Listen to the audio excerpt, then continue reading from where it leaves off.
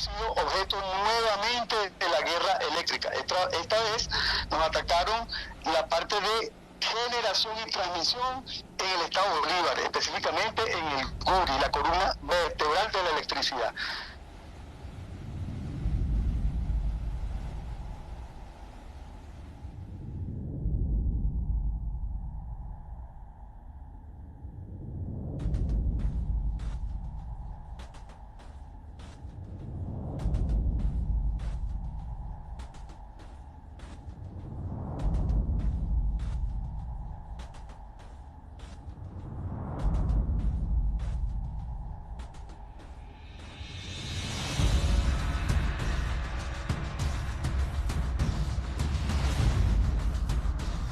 El 7 de marzo de 2019 es una fecha inolvidable para los venezolanos.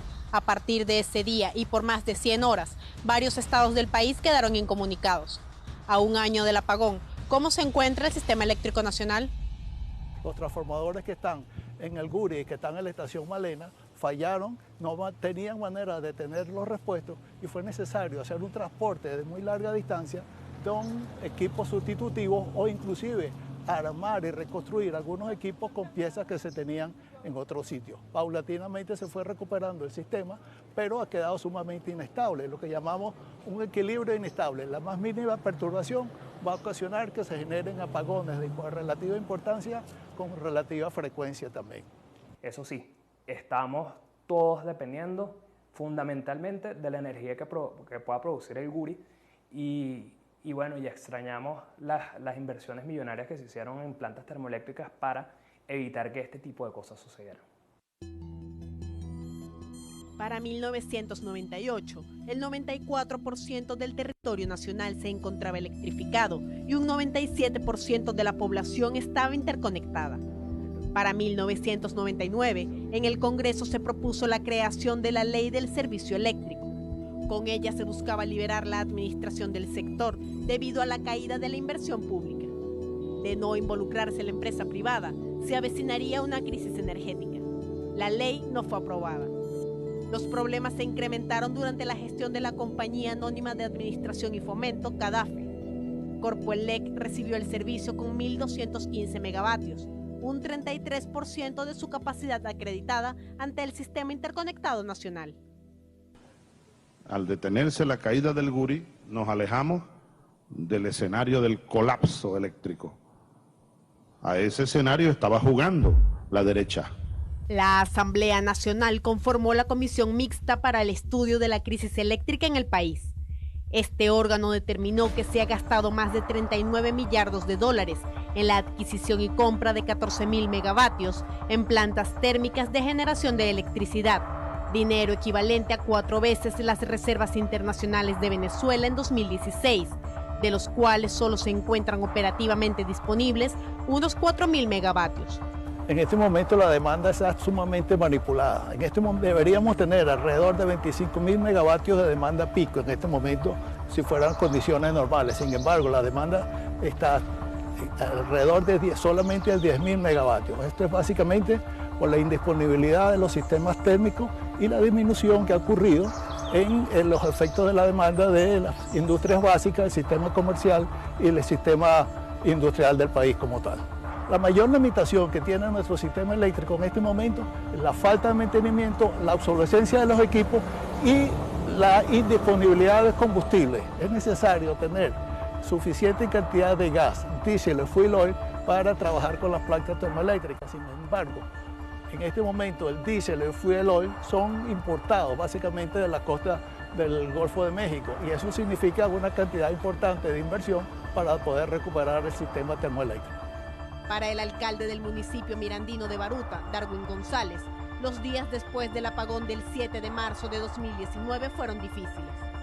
Bueno, fue una terrible experiencia lo que sufrimos en Baruta específicamente, porque hay varios elementos.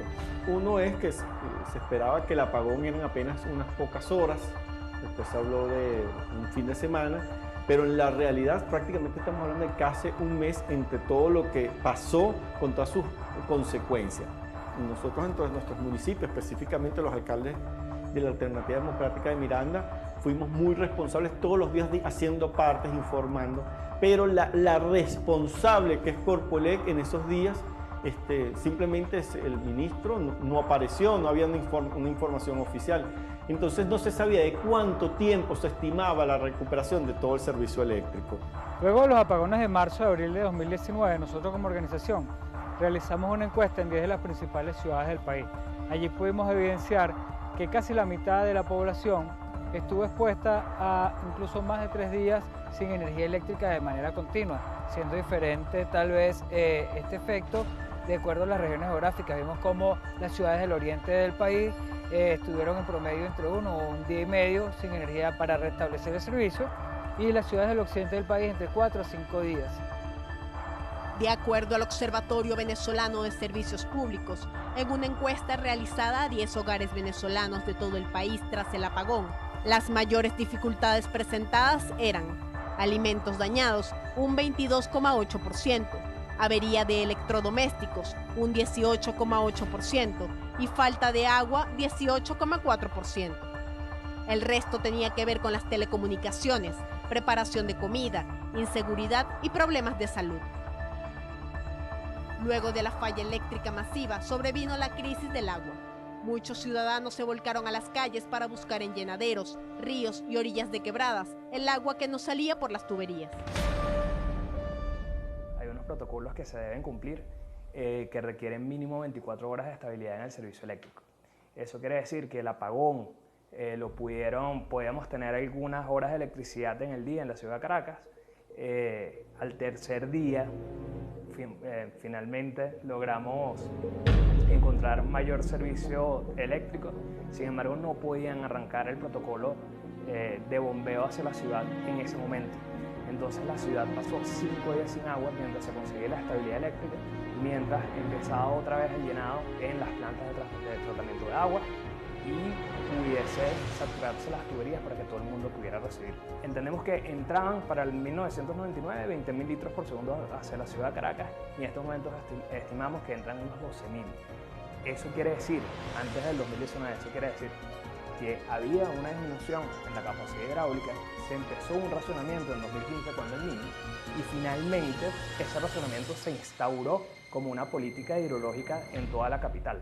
Entonces los problemas venían desde antes. La particularidad es que, al igual que Libertador, confluyen los 3 sistemas, el Tu 1, Tu 2 y Tu 3, y dependiendo de la parroquia donde están, pues tienen agua de un sistema u otro. No puede haber agua en el municipio de Baruta si a lo largo de los 60 kilómetros donde están los embalses de agua, y esto viene subiendo de una cota aproximadamente de 300 sobre el nivel del mar, y la ciudad de Caracas está aproximadamente unos 900 metros en general.